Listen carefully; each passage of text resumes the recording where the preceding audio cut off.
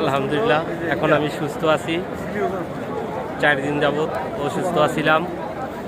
আমি আজকে জুমার নামাজ পড়লাম মদিনায়, অনেক ভালো লাগতেছে। একটু ভিডিও করে রাখতেছি। আলহামদুলিল্লাহ এখন অনেক ভালো লাগতেছে।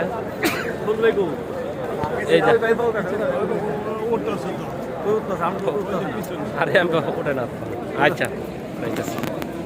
এই যে আমরা এখন জামাত করে এলাম, জুমার নামাজ শেষ হইল মদিনায়। কত হাজার হাজার লোক।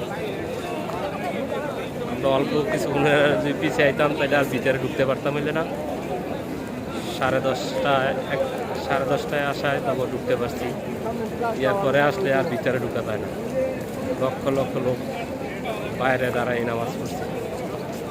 আমরা সবাই সুস্থ আছি।